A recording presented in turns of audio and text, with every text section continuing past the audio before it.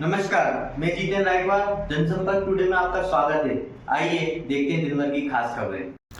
भारत सरकार द्वारा जनजातीय समुदायों को सशक्त बनाने के लिए दो महत्वपूर्ण और समयबद्ध अभियान चलाए जा रहे हैं, जिसमें प्रधानमंत्री जनजातीय न्याय महाअभियान और धरती आबा जनजातीय ग्राम उत्कर्ष अभियान शामिल है। इस अभियान का उद्देश्य जनजातीय क्षेत्रों में सेवाओं और बुनियादी ढांचे को सैचुरेटेड करना है।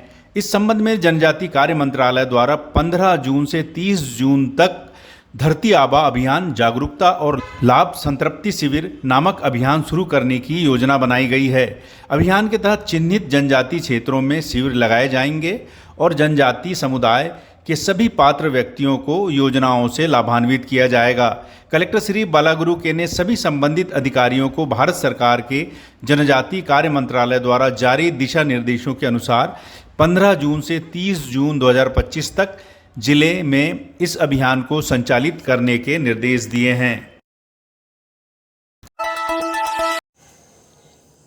शासन के निर्देशानुसार 31 मई 2025 को विश्व तंबाकू निषेध दिवस मनाया जाएगा। इस कार्यक्रम का मुख्य उद्देश्य समाज में युवाओं एवं बच्चों को तंबाकू से बने उत्पादों के सेवन से होने वाली गंभीर बीमारियों जैसे कैंसर, टीबी, हृदय रोग आदि से बचाना और जागरूक करना है। कलेक्टर श्री बालागुरु के ने युवाओं एवं समाज को नशे से बचाव के लिए विश्व तंबाकू निषेध दिवस के अवसर पर जिले में जन जागृति कार्यक्रम आयोजित करने के संबंधित अधिकारियों को निर्देश दिए। कार्यक्रम के तहत तंबाकू से होने वाले दुष्परिणामों के बारे में पोस्टर प्रदर्शनी के माध्यम से लोगों को जागरूक किया जाएगा। इसके साथ ही स्कूल कॉलेजों में विशेष समर कैंप में चित्रकला, निबंध, लेखन, भाषण एवं रंगोली प्रतियोगिताओं का आयोजन किया जाएगा। इसके साथ ही मैराथन, प्रभात फेरी, नुक्कड़ नाटक, गीत संगीत, वॉल पेंटिंग आदि गतिविधियां आयोजित कर समाज को जागरूक किया जाएगा।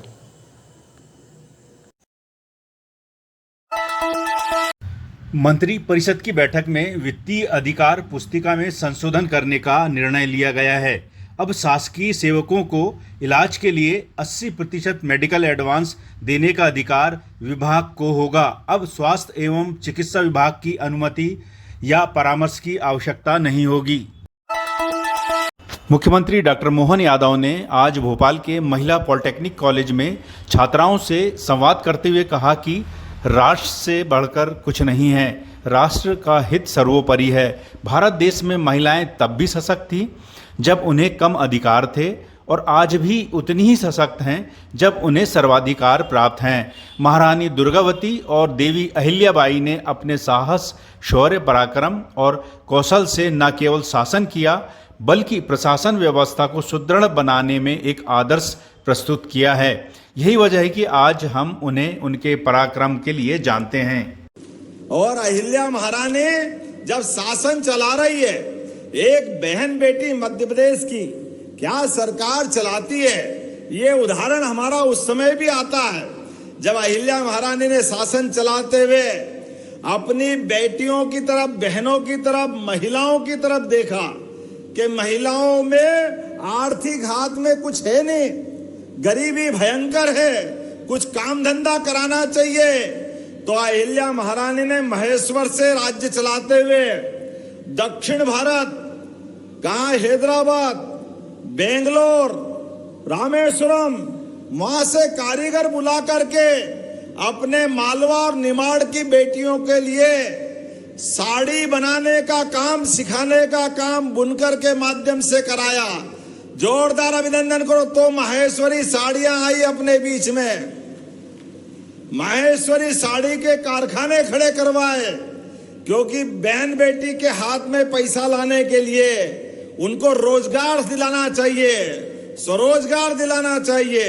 नारी सशक्तिकरण के अद्भुत काम उन्होंने किए और शासन चलाया तो कैसे चलाया कि अहिल्या महारानी के स्वयं के बेटे ने गलती की।